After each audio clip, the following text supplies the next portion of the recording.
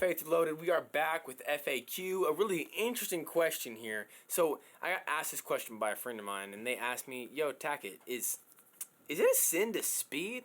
And I was like, "Okay, well, you tell me. Is it a sin to speed? Like, what makes you justify speeding?"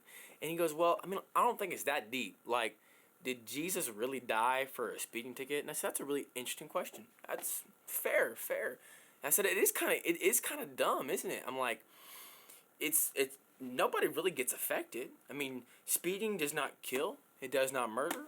It does not lust. I mean, I'm thinking just the 10 Commandments. It does not steal. It doesn't covet. So that is kind of like, doesn't matter. Am I allowed to speed? Is speeding a sin? Is not buckling your seatbelt a sin? And I think it's not so much can it affect somebody, but we look at Romans. Let's flip over Romans chapter 13, verses 1 and 2. And it says, "Let every person be subject to the governing authorities, for there is no authority except from God, and those that exist have been instituted by God." So, hey, the ones who are in authority, like, they're only there because God's allowing it.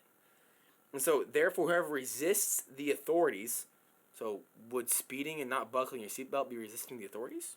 If you resist the authorities, then you resist what God has appointed. And those who resist will incur judgment. Whoa. So if we resist the authorities, which mean are appointed by God, because it's only by God that they're there, then therefore we're gonna incur judgment. Now, why though? Like, why does God care about a speeding ticket? I don't think he does. It's not about speeding. It's about being obedient and being a witness. Because if we're to be like Christ, again, this theme that's been this week is holiness.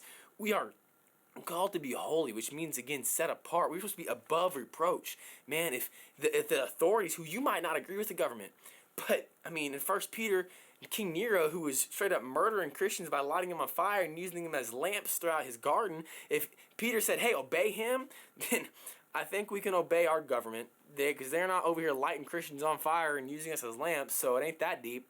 And it's again about being a witness and as being set apart, being holy, being different. We say, hey, I am just like Christ. I am a Christian, meaning little Christ. I'm claiming to be a little Jesus here.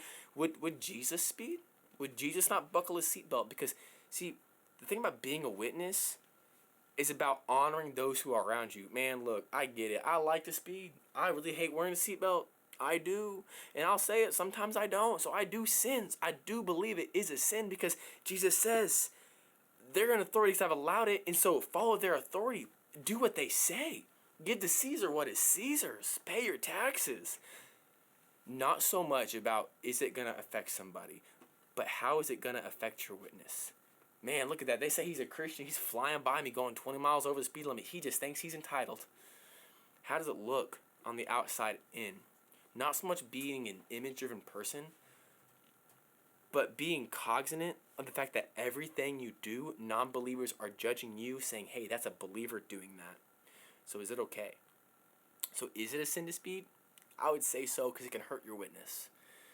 Is it that deep? I don't know. God says if you resist the government, then you get ready to incur judgment. So I would say, yeah, I guess it is that deep. The rules and the laws of the land are there for a purpose, and a lot of it is to keep others safe. So having that eternal mindset, not having that prideful, selfish mindset. Obey the rules and the laws because it can help your witness. You are like Christ. You call yourself a Christian, it means you are a mini Christ. WWJD. You know what I mean? I don't think he would spin. I don't think he would speed. I think he would buckle a seatbelt because it's a way to honor those who are in authority. And God is all about honoring.